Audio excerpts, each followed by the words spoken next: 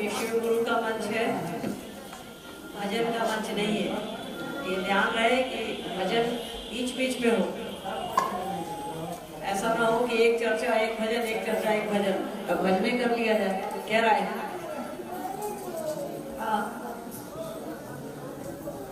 भजन करने से अगर हमको और आपको फायदा होता, हजारों हजार साल से भजन हो रहा है कि नहीं हो रहा है? फायदा बताइए।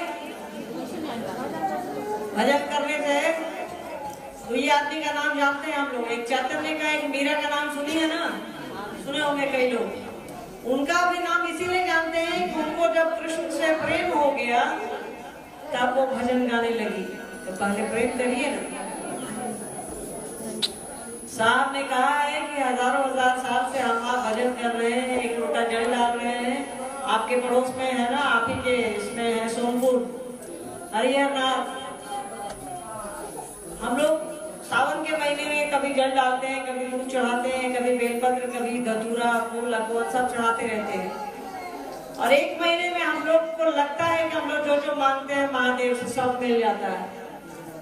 तो जब 30 दिन में मिल रहा है, वही काम 365 दिन करिए ना। जब 30 दिन से आपको लगता है कि आपको सब कुछ मिल जा रहा है, तो वही काम 365 दिन करिए। वो तो हम आप करते हैं नहीं, कर भी नहीं सकते हैं, ना उतना समय है ना उतना सामर्थ्य है। इसके लिए साहब ने कहा कि हमको और आपको ज्ञान की आवश्यकता है। भजन करने से, पूजा पाठ करने से अगर चीजें सही हो जाती तो गुरु की आवश्यकता नहीं पड़ती। हम आप इस अवस्था में पहुंचे हैं कि भाई भाई का नहीं है। अभी रविंद्र भाई बोल रहे थे ना, लोग चर्चा कर रहे थे ना, अभी अरविंद भाई बोले ना कि लोग भाई भाई का नहीं है, बाप बेटा का नहीं है, पति पत्नी का नहीं है, कोई किसी का नहीं है, फिर भी भजने गाए जा रहे हैं। अरे यार, महादेव से दया मांगिए कि वो आपको सद्बुद्धि दे, आप में ज्ञान डाले, आप में समझ डाले कि हमको और आपको पहचान हो सके इंसानियत की, अपनों की।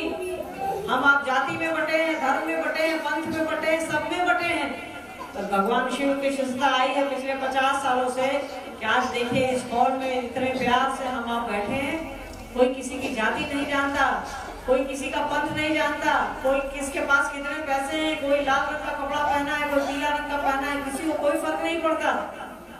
ये भगवान शिव की शिष्टता का परिणाम है कि आज हम आप इतने प्यार से बैठे हैं। 10,000 साल का इतिहास हमारे आपके पास है, भजन कीर्तन पूजा पाठ का। फिर भी आज के इस आधुनिक समय में कई ऐसे मंदिर हैं इस देश के, हमारे देश के, जहाँ महिलाओं का प्रवेश वर्जित है। कई ऐसे शास्त्र थे आज से 5,000 साल पहले जिसके बारे में कहा जाता है, आप लोगों ने सुना होगा कि लोग कहता था कि अगर महिलाओं के कान में पड़ जाए, गरीब लोगों के कान में पड़ जाए वेद के श्लोक, तो उनके कान में गर्म तेल डालना चाहिए। इन सब चीजों से मुक्ति के लिए गुरु की जरूरत है। वेद ने कभी नहीं कहा, सनातन ने कभी नहीं कहा ये हमारा और आपका भेद है। तो भजन गाए जा रहे हो यार, उससे फायदा बताओ। हाँ, जितनी जरूरत है उतना गाओ ना। हम लोग भी गाते हैं, दीदी का कीर्तन से ही शुरू होता है, जागरण भजन से ही शुरू होता है। अभी शिवरात्रि आ रही है, हम आप सब करेंगे 1-1.25 घंटे से लेकर के 5 घंटे तक। करेंगे कि नहीं करेंगे? सब करेंगे, जितनी आवश्यकता उतना करना है यार। गुरु का मंच है, इसका ध्यान रखिए, ठीक है। देखिए, हम आप यहाँ इकट्ठे हैं उस गुरु की बात करने के लिए जो हमारे आपके घर में पूजित हैं, बाबा के रूप में है, महादेव के रूप में है, शंकर कहते हैं, शिव कहते हैं, अवधरानी कहते हैं। अभी हमने कहा ना कि जो मांगते हैं सब मिल जाता है। कोई गाय गोरू मांगता है, कोई बेटा बेटी मांगता है, कोई संपत्ति मांगता है, कोई घर मांगता है, कोई कहता है घर ढलैया नहीं हो रहा है, घर ढलैया करा दीजिए। मांगते हैं, सब कुछ मांगते हैं। तो साहब ने कहा उनसे ज्ञान भी मांगिए, वो ज्ञान भी देते हैं, सब कुछ देते हैं आपको, तो ज्ञान भी देते हैं। वो संसार वही बनाए हैं, परमात्मा कहा गया, महेश्वर कहा गया उनको। वही इस दुनिया के रचयिता है, वही इस दुनिया के सृष्टि करता है, बनाए ही है हमको। तो ज्ञान भी तो वही बनाए हैं, ज्ञान भी तो वही देंगे। तो हम आप ज्ञान उनसे मांगते नहीं करते हैं, उनसे ज्ञान मांगने की कोशिश करिए। देखिए, ये यहाँ आना था कई दिनों से, ये ड्यू था। मेहता भैया यहाँ बहुत ज्यादा मेहनत की है आप लोगों के बीच, बहुत ज्यादा काम उन्होंने किया। काम अनवरत आप भी कर रहे हैं, सभी कर रहे हैं, पर उन्होंने जो मेहनत करी है महादेव के काम को लेकर के, वो श्रद्धेय है। याद रखिएगा वो शरीर में नहीं है फिर भी हमारे आपके साथ है। रविंदर भाई ने कहा कि आपने कहा था बेटा भैया को कि आएंगे, हमने कहा कि चलिए अभी तो समय नहीं है, बहुत दिनों से चल रहा था पर समय का अभाव था तो हुआ कि भाई अब आ ही जाया जाए। तो आपके बीच आज देखिए एक बैठक है, संगोष्ठी है। बैठक में होता क्या, साहब ने कहा है, साहब की चर्चा आप लोगों ने सुनी होगी, मुझसे ज्यादा सुनते हैं आप, मुझे मालूम है। साहब ने कहा कि लोगों के बीच आप जाएंगे, बैठक करेंगे, संगोष्ठी करेंगे, लोगों से बातें करेंगे। तो आए हैं आपके बीच बात करने के लिए। मेरी एक आदत है कि सिर्फ बोल करके नहीं चले जाते, बात करते हैं। आप भी कुछ कहिए, हम भी कुछ कहेंगे। तो महादेव के काम से रिलेटेड या साहब दीदी से संबंधित कोई बात करनी है तो आप बात कर सकते हैं, क्योंकि यहाँ ऐसी उपस्थिति है कि बात की जा सकती है। कोई जिज्ञासा है तो आप बोल सकती हैं, नहीं तो कुछ जिज्ञासा मंच से आई है, मंच पर आई है तो हम लोग देखेंगे। किसी को कुछ कहना है तो कहिए, नहीं तो बाकी तो कहने के लिए हम है ही। एक जिज्ञासा आया है, चलिए आप भी बोलिए, सोचेंगे। कोई गुरु भाई बहन और कहते हैं 24 घंटा कर चर्चा करती है, इस विषय पर बताएं। कोई भाई बहन 24 घंटे का चर्चा करते हैं, इस विषय पर बताएं। कोई गुरु भाई 24 घंटा चर्चा करते कोई कर सकता है यार, अजीब बात है। कर सकता तो बताइए। साहब ने कहा है, दीदी माँ ने कहा है कि जो अपना काम नहीं करेगा वो खुदा का काम नहीं करेगा, जो खुद का काम नहीं करेगा वो खुदा का काम नहीं करेगा। अपना काम करना है और अपने गुरु का काम करना है। 24 घंटा में अपनी दिनचर्या भी तो है। उस परमात्मा ने हमको और आपको धरती पर भेजा है, सोच करके ही तो भेजा होगा। कहीं नहीं गाय बोली गाजर और गाय और बैल बना दिए, इंसान बनाए, बुद्धि दिया है उन्होंने हमको और आपको, तो बुद्धि लगाइए। कैसे कर सकते हैं आप 24 घंटा शिव चर्चा? जो करता है वो झूठ बोल रहा है, वो नाटक कर रहा है, नौटंकी कर रहा है, वो शिव शिष्य नहीं है, वो छद्मवेशी है। ये मेरी लाइन नहीं है, साहब की लाइन है, इस बात को याद रखिए।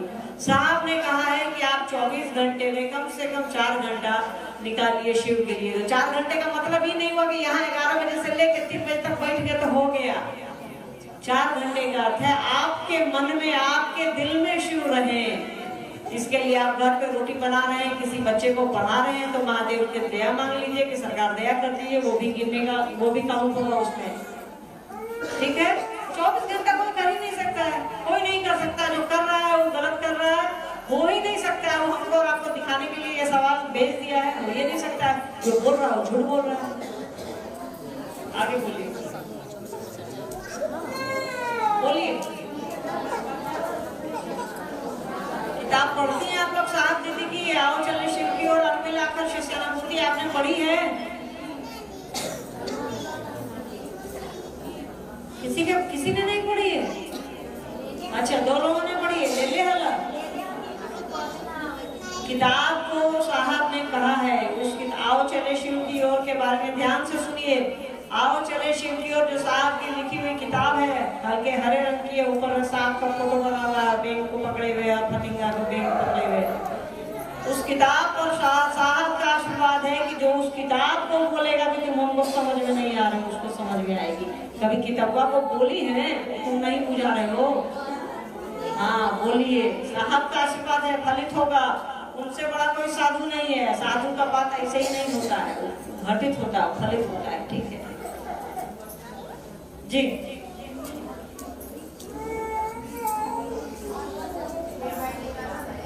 बहुत आप लोग बोलती है ये बहन का विषय है। साहब जब शरीर में थे तब मुझे डर नहीं था, लेकिन अब डर लगता है।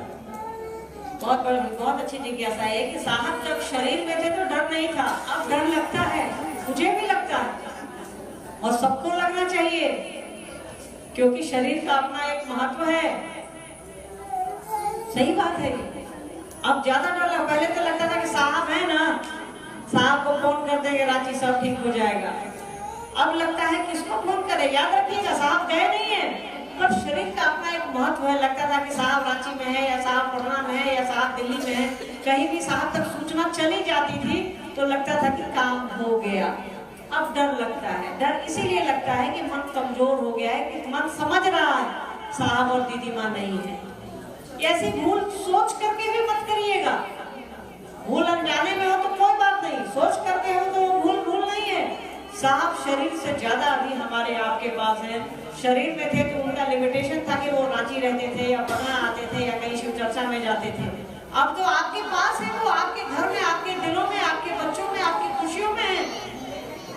हाँ, साहब और दीदी माँ का जो संकल्प है वो हमारे आपके किसी एक कारण से धूमिल न हो, इसका डर होना आवश्यक है, इसका डर होना जरूरी है। ये अच्छी बात है जी। और किसी को कुछ पूछना है बोलिए।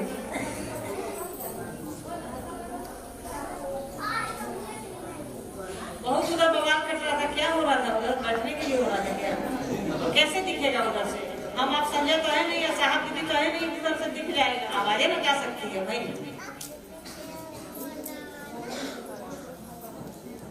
किसी को कुछ कहना है कहिए जी।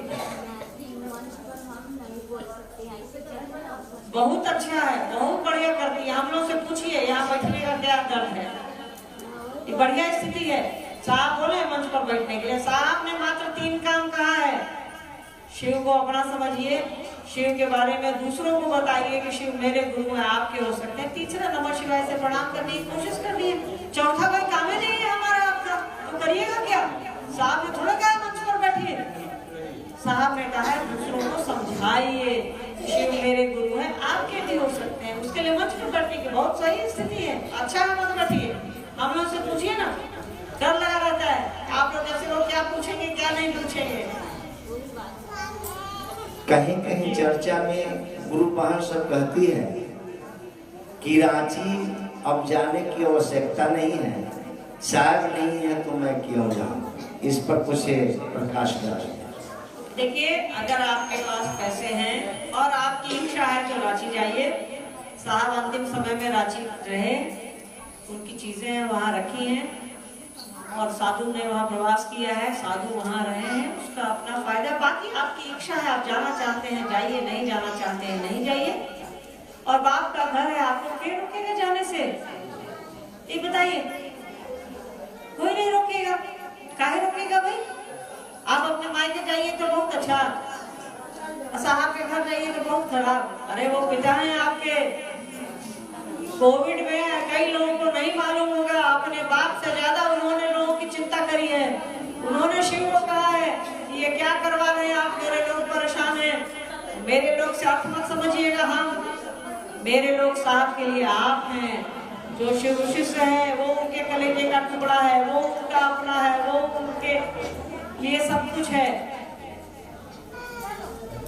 तो आपको अपने पिता का घर जाने के लिए किसी से पूछने की जरूरत नहीं। आपकी इच्छा है जाइए, नहीं इच्छा मत जाइए। कैसा है जाइए, इच्छा है जाइए, नहीं मन करता मत जाइए।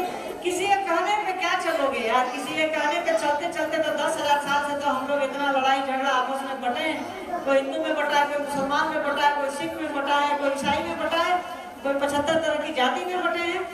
यही पूछ करके, यही जो दूसरे का सुन करके जो गुरु सिखला रहे हैं सीखिए, जो साहब दीदी सिखला रहे हैं सीखिए। मन है तो जाइए, नहीं मन करता मत जाइए, इसके लिए कोई दिक्कत नहीं है।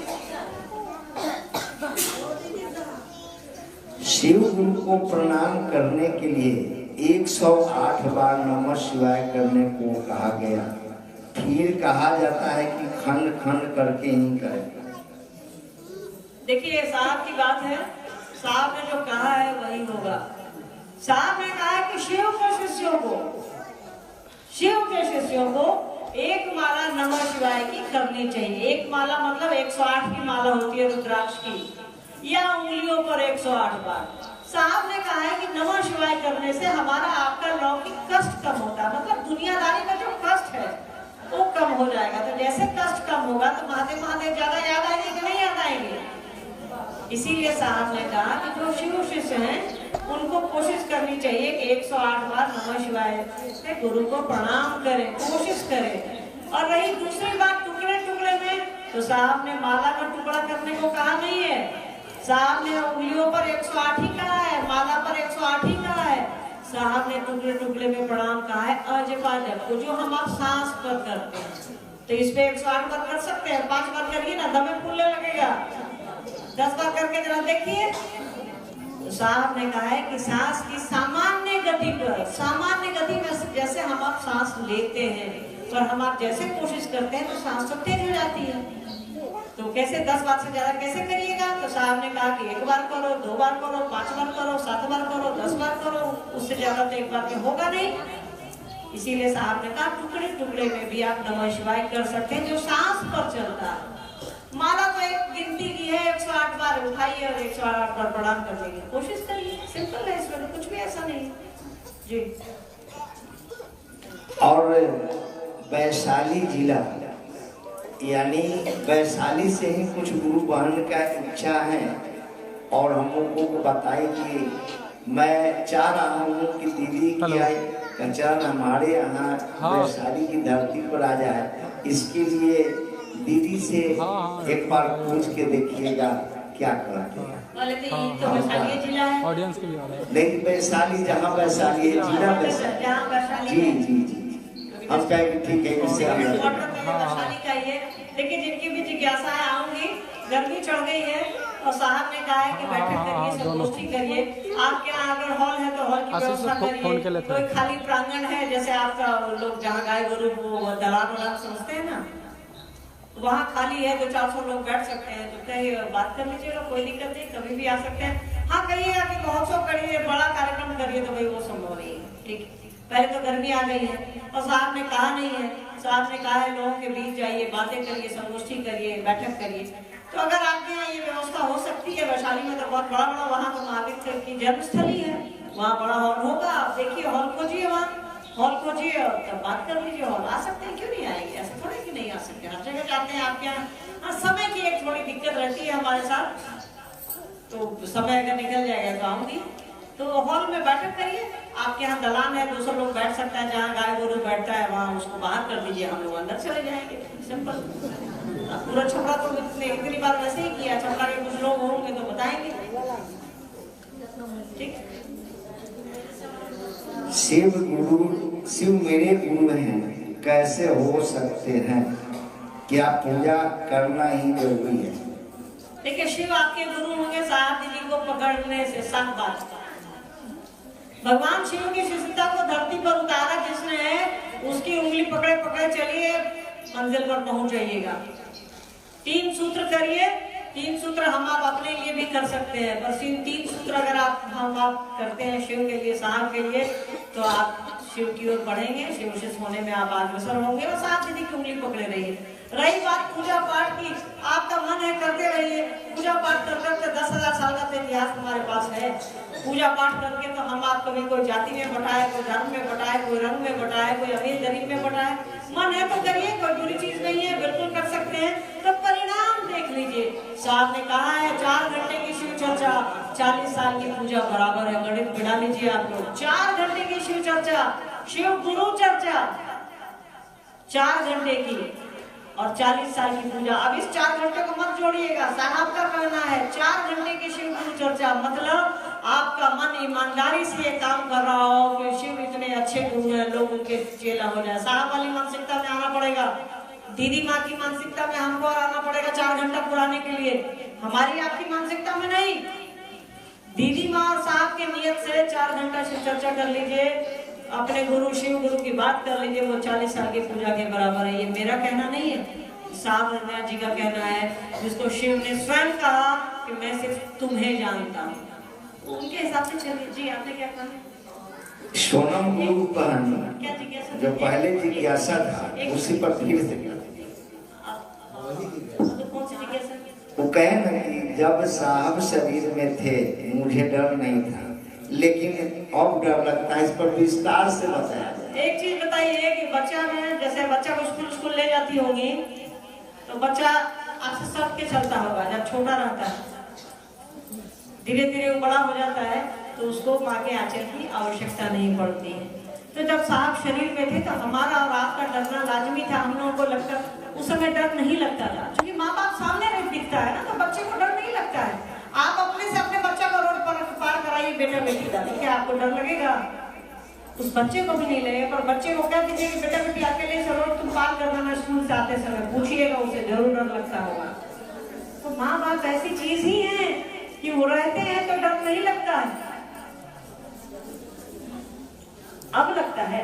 सही बात है, लगेगा ही, क्यों नहीं लगेगा। वो मन में ये है ना कि साहब को कहाँ ढूंढे, पर अपने मन से इस बात को निकालिए, साहब आपके अंदर है। ये डर आवश्यक है कि कहीं कोई चूक ना हो जाए। डर किस लिए लगता है ये समझना होगा हमको और आपको, कि कोई गलती ना हो जाए साहब के संकल्प में, इसके लिए डर लग रहा है। तो ये बहुत अच्छी बात है। साहब ने कहा है कि जब डर लगता, भय होना अच्छी बात है। एक रामचरितमानस में तुलसीदास ने लिखा है, भय बिन होहु न प्रीति, कि आपको जब तक भय नहीं होगा, आपको प्रेम नहीं होगा। वो भय मत समझ लीजिएगा सांप वाला, कि सांप से डर लग रहा है सांप से प्रेम हो जाएगा। यहाँ भय प्रेम को कहा गया है। भय मतलब आपको किसी के इज्जत की चिंता है, इसलिए चिंता है क्योंकि आप माँ बाप से प्रेम करते हैं, इसीलिए चिंता है कि कोई मेरे माँ बाप को ही ना कहे कि बच्चा आपका चुरा लिया, बच्चा आपका गलत काम कर लिया। क्योंकि हम आप माँ बाप से इतना प्रेम करते हैं कि डरे रहते हैं कि हमसे कोई गलती नहीं हो जाए। वही बात है। तो साहब अभी भी है, उस समय से ज्यादा है। तो इस बात को अपने मन से निकालिए कि साहब ने, शुरू में हम लोगों को भी लगता था कि आप क्या करें, किसको फोन करें, कहाँ फोन करें। कई बार हम लोगों को भी लगता है कि फोन पर चमक जाता है पापा लिखा हुआ, तो क्या करें, वो तो संभव है नहीं। साहब अब मन में ही है, दिल में ही है हमारे आप जी। ऐसे अभी दीदी जो भजन के लिए कहेंगे, अभी भजन लिख के किया था, लेकिन मुझे बड़ी डर लग रहा था करने में। बार बार हम डर रहे थे कि कैसे भजन के लिए हमको, भैया को भी कहें कि हमको बड़ा डर लग रहा है, कैसे भजन के लिए बोलो। यानी डर लगता है, ये साहब के मन से, उनके आदेश पर हम लोग को चलना चाहिए। साहब कहे चर्चा करो, लेकिन हम लोग भजन करते हैं, बड़ी डर लग रहा था। लेकिन क्या करें, नहीं कहेंगे गुरुबान को सा जाएंगे, हम इसके लिए नहीं किए। पहले तय करिए कि आप साहब के हैं, गुरुबान के हैं। सबसे पहले हमको और आपको सबको ये तय करना होगा कि हम आप साहब और शिव के हैं या क्षेत्र के हैं। साहब ने कहा है कि आप शिव के होइए या मेरे होइए या क्षेत्र के होइए। साहब का होना और शिव का होना एक ही बात है। अगर आप क्षेत्र के हैं तो आपकी यात्रा लंबी हो जाएगी। याद रखिएगा, अगर आपको 10 किलोमीटर चल के आप पटना पहुंचिएगा, अगर आप क्षेत्र के होइएगा तो हो सकता है 30 किलोमीटर चलना पड़े आपको, किसी भी आदमी को, हम भी क्यों नहीं हो। अगर हम आप क्षेत्र के होंगे या साहब और शिव के होंगे, याद रखिएगा, तो हमको और आपको तय करना पड़ेगा कि किसका होना है हमको और आपको। कौन आपको शिव की ओर लेकर के जाएगा, कौन आपको शिव देगा। अरे भैया, हम आपको क्या दे सकते हैं, 1 गिलास पानी देंगे, 2 गिलास देंगे, 5 गिलास देंगे, 10 गिलास देंगे, फिर दूसरी बार आइएगा पिलाएंगे, तीसरी बार से कहेंगे कि कितना पानी पीती है यार। सही बता रहे हैं, आपके तो स्वभाव नहीं है, ऐसा नहीं कि हम ऐसा बोल रहे हैं, आप भी ऐसा ही सोचते होंगे। तो जो आपको शिव दे सकता है उसको पकड़िए। हम आपको शिव नहीं दे सकते हैं, हम आपको प्रेरित कर सकते हैं कि यार साहब दीदी के साथ चलो। हम भी उन्हीं की ऊर्जा से चल रहे हैं, आप भी उन्हीं की ऊर्जा से चल रहे हैं। तो उन्होंने जो कहा है करने की कोशिश कीजिए, वो कह रहे हैं आओ चले शिव की ओर, तो उनकी उंगली पकड़े पकड़े शिव की ओर चलने की कोशिश करिए। वो बोल रहे हैं शिवशिष्य बनिए और शिवशिष्य बनाइए, तो शिवशिष्य बनने के लिए भी बनाना पड़ेगा, बनाने के लिए भी बनना पड़ेगा। गाना आपको याद आता है तो गाना सुनते तुरंत याद थोड़ा आ जाता है, उसको कई बार अभ्यास होता है, कई बार सुनते हैं हम। तो जितनी बार हम आप दूसरों से कहते हैं कि शिव मेरे गुरु हैं, आपके लिए मान न लीजिए भैया, तो हमारे आपके मन पर उसका गहरा प्रभाव है। एक के बाद तो दोहराइएगा ना, तो बचपन में पहाड़ा याद किए हैं, दूध का दूध दूसरी चार दूध दूनी छो दूतिया छो, कितनी बार अभ्यास करते थे।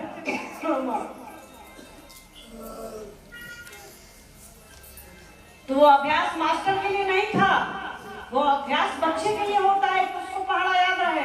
और सोचिए बचपन की वो बात, 5वें और 6ठे साल की वो बात हमको और आपको मरते मरते 80 साल तक याद रहती है। याद रहती कि नहीं याद रहती है? दूध का पहाड़ा सबको याद होगा, घर से कबूतर सब लोग पहचानते होंगे, जानते होंगे। ऐसा नहीं है कि एक बार देख लिया और हो गया, क्योंकि वो अभ्यास में है हमारे आपके। तो साहब ने कहा कि अभ्यास करने की आदत डालो कि हे शिव आप मेरे गुरु हैं, दूसरों को बताइए क्या ये मेरे गुरु हैं, आपके भी हो सकते हैं। आपके जीवन में जो परिणाम आया उसके बारे में लोगों को समझाइए, ताकि दूसरे भी शिव को अपना गुरु बना सके और आगे बढ़ सके। तो ये डिसाइड करना होगा ना कि हमको कोई गुरु गुस्सा है, उससे क्या लेना देना हमको। साहब ने कहा है कोई छूटे नहीं कोई टूटे नहीं, इतना ही भर देखना है। आपको एक भजन नहीं मिल रहा है और आप गुस्सा आ गए बाहर, कैसे शिव जी कहे हम आप कि हमको और आपको मन से एक भजन नहीं मिलेगा हम आप नाराज हो जाएंगे? कितना बढ़िया। अभी तो यहाँ एक दीदी ने कहा कि भाई हमको मंच पर जाने से डर लगता है। बिल्कुल सही बात है, डरना भी चाहिए। साहब दीदी का मन चाहिए, गुरु का मन चाहिए। कुछ ऐसा हम आप न कर दें जिसे साहब दीदी के कोट का भाजन हमको और आपको बनना पड़े। तो ये तो अच्छी स्थिति है कि डरता है आदमी मन से। ये हमको और आपको तय करना पड़ेगा कि हम आप क्षेत्र के हैं या साहब के हैं और शिव के हैं। क्षेत्र के रहिएगा तो मैंने कहा आपकी यात्रा लंबी हो जाएगी। जो आपको 10 किलोमीटर में आप पटना पहुंच जाते हैं, आपको 30 किलोमीटर चलना पड़ेगा। हो सकता है पहुंच जाइए, पहुंच भी नहीं पाइए। तो जो आपको ले जा रहा है भैया, जो पटना देखे हुए वो आपके साथ है, आपके पास है, आपके दिल में है। साहब और दीदी माँ है, उनको पकड़िए ना। चलिए कुछ और कहना है तो बताइए।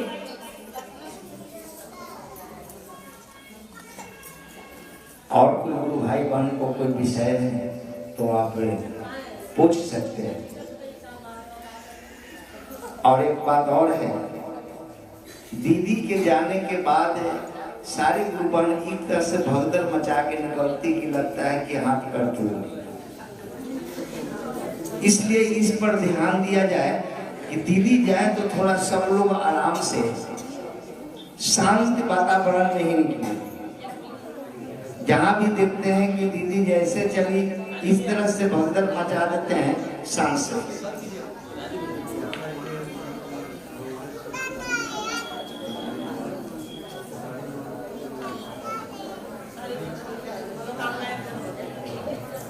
देखिए इनकी एक जिज्ञासा शंभू जी की कि भगवान शिव को गुरु बनाने के बाद लौकिक और पारलौकिक मनोरथ स्वतः पूर्ण होते हैं। ये साहब की पंक्ति है, शिष्यानुभूति की पंक्ति है कि जब हम आप शिव को गुरु बनाते हैं तो इसको चाहते भी हैं तो मांगने की जरूरत नहीं पड़ती, अपने आप पूरा हो जाता है। आप इसको ऐसे समझिए कि कभी हो सकता है आपको स्कूल से बच्चा आया हो, कहा हो कि मम्मी कल फीस नहीं दीजिएगा ना, परीक्षा देने को नहीं मिलेगा।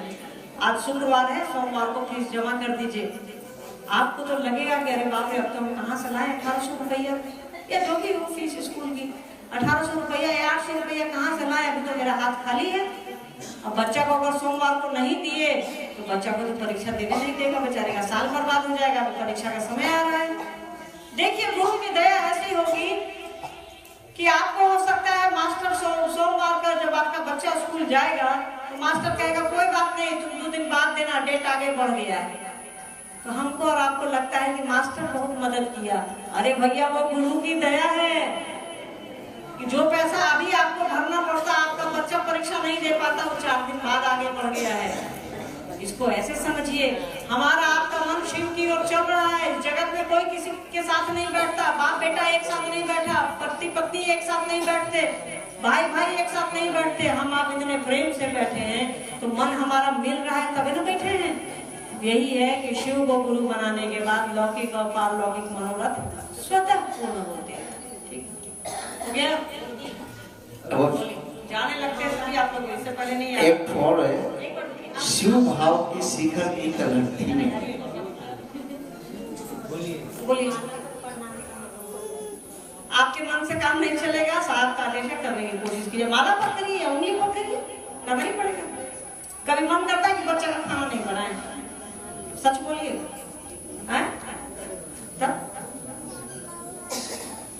जिससे प्रेम करते हैं कभी मन करता है कि उसको जाकर 2 लाठी मारा है?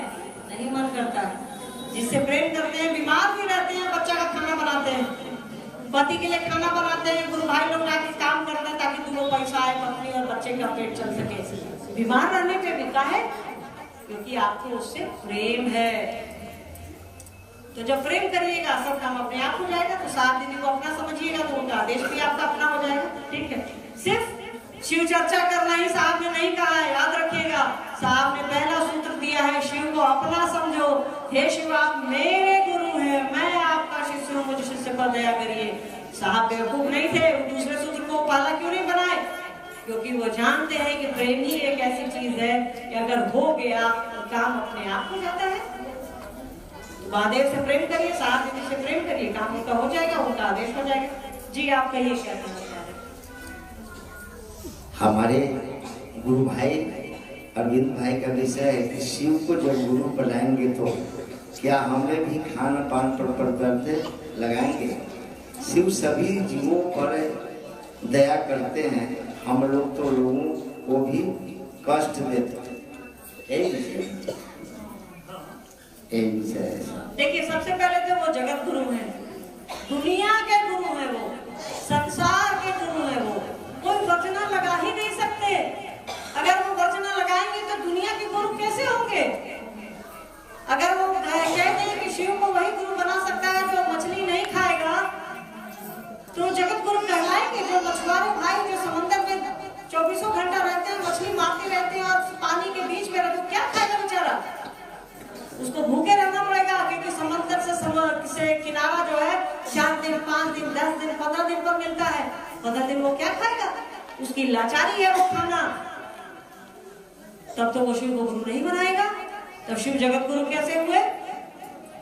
साहब ने कहा कि वो जगत गुरु की कुर्सी पे बैठे हैं, वहां कोई वर्जना नहीं है। आप कुछ खाते हैं खाइए, कुछ नहीं खाते हैं मत खाइए, आप शिव के शिष्य हो सकते हैं। दूसरा सवाल है यही, शिव सभी जीवों पर दया करते हैं, हम लोग तो लोगों को भी कष्ट देते हैं। हाँ, सही बात है। शिव सभी जीवों पर दया करते हैं और हम लोग कष्ट देते हैं। तो आप उनसे जुड़िए ना, जुड़िएगा तब आपको पता लगेगा कि यार ये तो मेरी ही तरह है। बिजली तो हर जगह है, बल्ब लगाइएगा तब ना बिजली आपके घर में रहेगी। आपके घर में बिजली हर जगह ले आया है, वो बल्ब नहीं है तो लाइट कहां से चलेगा। तो शिव गुरु की दया पाने के लिए तो दया से जुड़ना होगा ना। घर में बत्ती जलाने के लिए तो आपको बल्ब लगाना पड़ेगा ना, स्विच ऑन करना पड़ेगा ना। कोई खाना बना के दे देगा, भूख आपकी भूख मिट जाएगी, या आपको हमको खाना पड़ेगा।